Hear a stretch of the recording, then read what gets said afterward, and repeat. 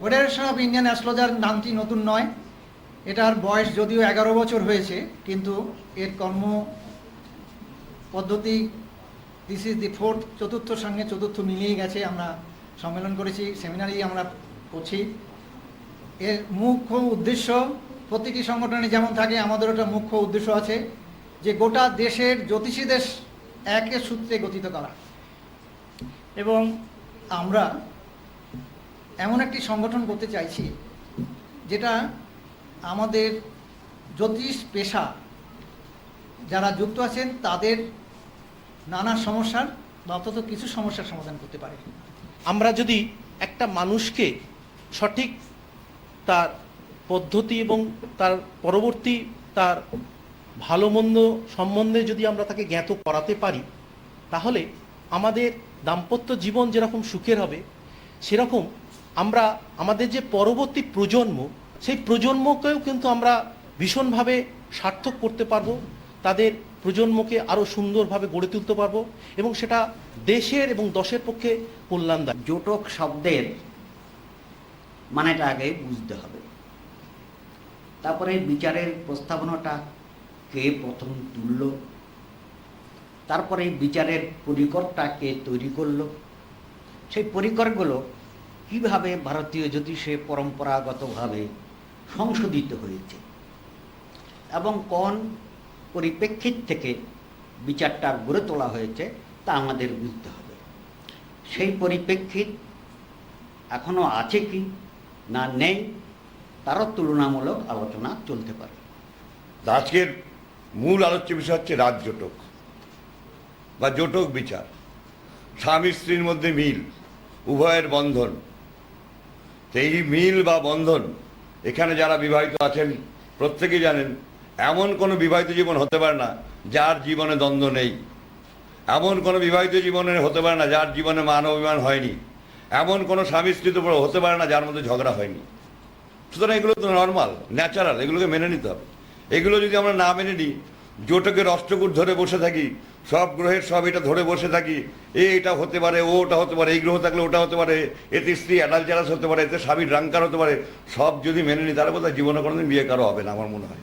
আমার হাতে এই ইনস্টিটিউশনের এক ছাত্রী দুটি ছক আমাকে দিয়েছেন, আমার হাতে এসছে। তো এখানে জোটক বিচারে শুনলেন সমস্ত বিস্তৃত বিচার। তো এখানে এই জোটক বিচার করে আমি ছোট্ট দুটো কথা বলে দিই, যেটা সবাই বলছেন যে চন্দ্র চন্দ্র চন্দ্র, আমি কিন্তু চন্দ্র বলছি না। বিশ্বজোড়া পাঠশালা মোর, সবার আমি ছাত্র, নানান ভাবের নতুন জিনিস শিখছি দিবারাত্র। তাই সকলকে আমার আন্তরিক শুভেচ্ছা এবং সশ্রদ্ধ প্রণাম জানিয়ে এবং সকলের থেকে আন্তরিক শুভেচ্ছা নিয়ে আমার বক্তব্যে আসি।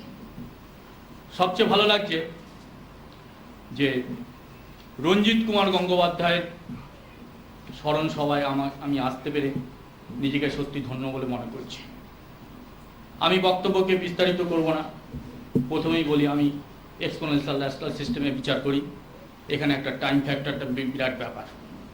আমি মাত্র 7 থেকে 10 মিনিট সময় নেব, তার মধ্যে আমার বক্তব্যকে টোটাল বলার চেষ্টা করব।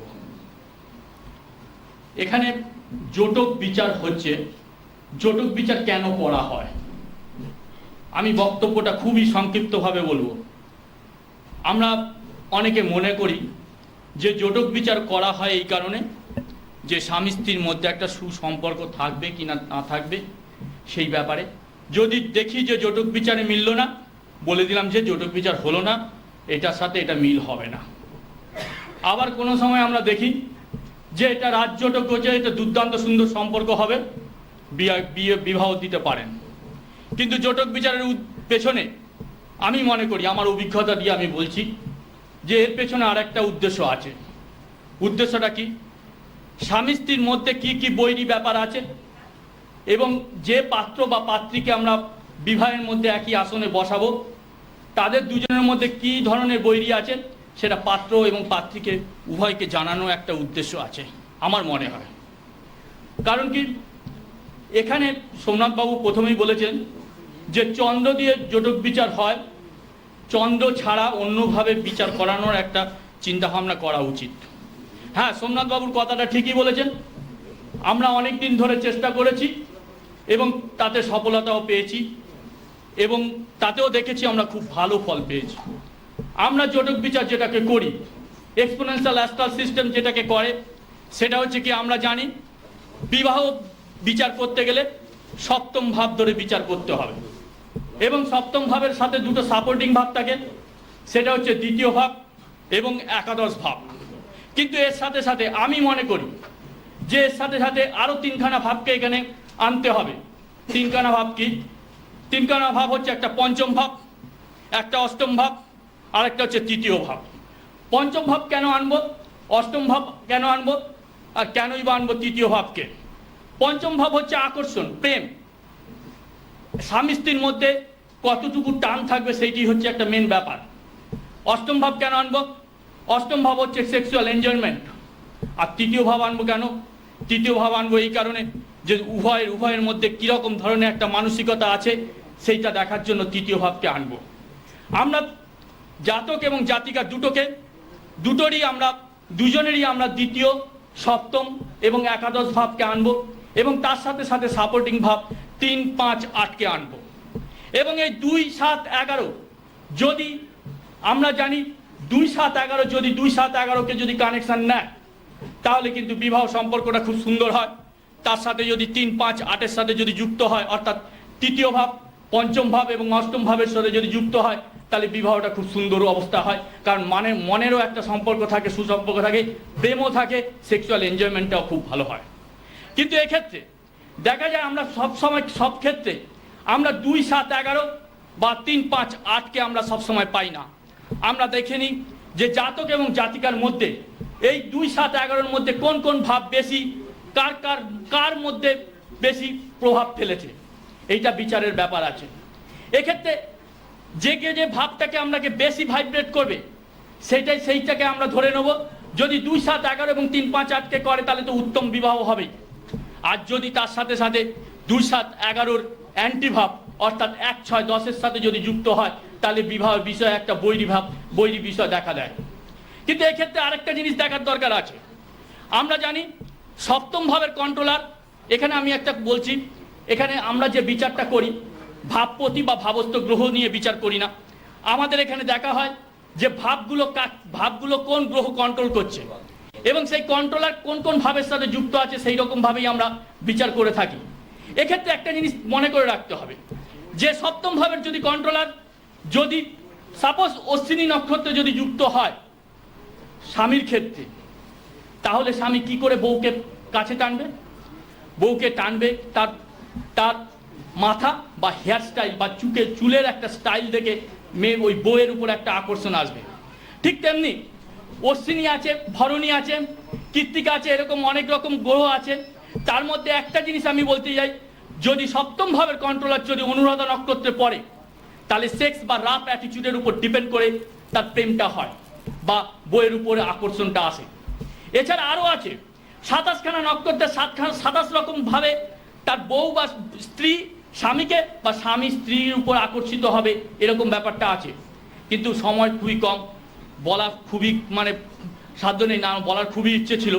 কিন্তু জটক বিচারে যে ব্যাপারটা বলতে আমি চাইছি, আবার স্মরণ করে দিতে চাইছি, সেটা হচ্ছে জটক বিচারে শুধু আমরা দীর্ঘকাল ধরে চন্দ্র ধরে বিচার করে আসছি, কিন্তু অনেক জিনিস দেখেছি, অনেক ক্ষেত্রে দেখেছি যে জটক বিচার করতে গিয়ে আমাদের কিন্তু বিবাহটা কিন্তু গন্ডগোল হয়ে গেছে, এটা দেখেছি। কিন্তু এক্ষেত্রে একটা জিনিস হচ্ছে কি, এক্ষেত্রে কিন্তু সপ্তম ভাব, দ্বিতীয় ভাব, 11 ভাবকে নিয়ে বিচার করতে হবে। আর জটক বিচার এই নয় যে গ্র্যান্ড করা, একটা সার্টিফিকেট দেওয়া যে এটা ভালো বিবাহ হয়েছে, বিবাহ হবে, এই সার্টিফিকেট নয়। জটক বিচারের সাথে সাথে বিচার করে দিতে হবে এবং জাতক এবং জাতিকা উভয়কে বলে দিতে হবে যে তোমার এই বিবাহটা করার ক্ষেত্রে তোমার বিবাহটা করতে পারো, কিন্তু বিবাহ করানোর ক্ষেত্রে স্বামী কিন্তু তোমার ক্ষেত্রে এই জিনিসগুলো চাইবে। এবং স্ত্রীকেও বলে দিতে হবে যে তোমার স্বামী এইটা চাইবে, আর স্বামীকে বলে দিতে হবে তোমার স্ত্রী কিন্তু এইটা চাইবে। এটাকে আমরা জানি গীতাতে একটা জিনিস বলেছে, আমি গীতাকে প্রচণ্ড বিশ্বাস করি। গীতাকে এই কারণে বিশ্বাস করি, ভগবান শ্রীকৃষ্ণ বলেছেন যে কর্ম আর অভ্যাস যদি ঠিক থাকে অনেক কিছু বিষয় অনেক কিছু বিষয়ে কিন্তু প্রতিকার করা যেতে পারে যদি কর্ম আর অভ্যাসটা ঠিক থাকে। আমরা এটাও দেখেছি, ছোটবেলা থেকে যদি কেউ যোগব্যায়াম করে, সে এখনো পর্যন্ত বুড়ো বয়সে যোগব্যায়াম করে, কিন্তু আমাকে বললে আমার ঠ্যাং ভেঙে যাবে। কিন্তু অভ্যাস আর কর্ম যদি ঠিক থাকে তাহলে কিন্তু অনেক কিছু জিনিস রিকভার করা যেতে পারে। আর যদি এই সূত্রটাকে মেনে, ভগবানের এই সূত্র, শ্রীকৃষ্ণের এই কথাটা সূত্রটা মেনে যদি আমরা জাতক জাতিকাকে আগে থেকে বুঝিয়ে দিই যে তোমার স্বামীর কিন্তু মানসিকতা এইভাবে তোমার সাথে মিলতে চাইবে, এই বিষয়ে প্রবলেম আসবে, এই বিষয়ে এই হবে, শুধু তাহলে কিন্তু স্ত্রী সেই রকম ধরনের একটা মানসিক প্রিপারেশন নেবে। আবার যদি স্বামী স্ত্রীকে যদি বলে দিই তোমার স্বামী যদি এরকম মানসিকতা নেবে, এরকম ভাবে চলো, তাহলে কিন্তু স্ত্রীও এই রকম ধরনের করবে। যাই হোক, ঘন্টা বেজে গেছে, শেষ কথায় বলি, আমি প্রথমেই বলেছি আমি এক্সপোনেনশিয়াল অ্যাস্ট্রাল সিস্টেমে বিচার করি, টাইম ফ্যাক্টরটা মেন ফ্যাক্টর। হ্যাঁ বলুন। সব যদি বুঝিয়ে হতো, হ্যাঁ। তাহলে আমাদের ঋষিরা যেসব বাণী প্রয়োগ করে গেছেন, তাহলে সেগুলো আমরা শিখে অনেক কিছু করে ফেলতাম, তাই না? শ্রীকৃষ্ণই বলছিলেন অভ্যাসন তো কন্ত বৈরাগ্যের যাতে, তাই কি আমরা করি সবাই? তাহলে ডেস্টিনির মূল্য কোথায়? আচ্ছা ঠিক আছে, আমি বলছি। দাদা খুব সুন্দর, সুনীল বাবু একটা খুব সুন্দর প্রশ্ন করেছেন। প্রশ্নটা শুনে আমার খুব ভালো লেগেছে, টাইমটা একটুখানি বেশি হয়ে যাচ্ছে, সবাই জ্ঞান করেছেন। যাই হোক, ডেস্টিনি যে কথাটা বলেছেন, ভগবান শ্রীকৃষ্ণ বারবার বলেছেন সেই ব্যক্তি ক্রিমিনাল যে ব্যক্তি নেচারকে নষ্ট করে। যারা নেচারকে ব্যালেন্স করতে সাহায্য না করে তারাই হচ্ছে ক্রিমিনাল, তারাই ক্রাইম করে। ভগবান শ্রীকৃষ্ণ নিজে সর্বজ্ঞ, তিনি কুরুক্ষেত্রের যুদ্ধটাকে বলেছিলেন অর্জুনকে যে আমি এই যুদ্ধের সবাইকে মেরে রেখেছি, তুমি শুধু যুদ্ধ করো, এটুকু খেলাও। কিন্তু ভগবান শ্রীকৃষ্ণ যদি সর্বজ্ঞ হতেন তাহলে কিন্তু আবার দেখি একটা জায়গায় যে ভগবান শ্রীকৃষ্ণের পায়ে ব্যাট তীর মেরেছে। এখানে একটা প্রশ্ন জাগে না যে ভগবান শ্রীকৃষ্ণ নিজে সর্বজ্ঞ হয়ে সবাইকে মেরে তিনি ব্যাটের তীরে মরছেন, ভগবান শ্রীকৃষ্ণ দেখিয়ে দিলেন তিনি কিন্তু হাতে পায়ে হাত বুলো দিলে তার বিষ নেমে যেত, কিন্তু ভগবান শ্রীকৃষ্ণ সেখানে ব্যাটের তীর পায়ে হাত বোলায়নি এবং ব্যাটের তীরের বিষ নামায়নি। ভগবান শ্রীকৃষ্ণ এটাই বোঝাতে চেয়েছেন যে প্রকৃতিকে অপ্রকৃতস্থ করাটাই হচ্ছে ক্রাইম। আমি যা বুঝেছি আমার মহাভারত এবং গীতা পড়ে, ভগবান শ্রীকৃষ্ণ এটাই বোঝাতে চেয়েছেন যে প্রকৃতিকে যে অপ্রকৃতস্থ করে সেই হচ্ছে ক্রিমিনাল। অর্থাৎ ডেস্টিনি বলে যিনি উনি বললেন, খুবই ভালো বলেছেন।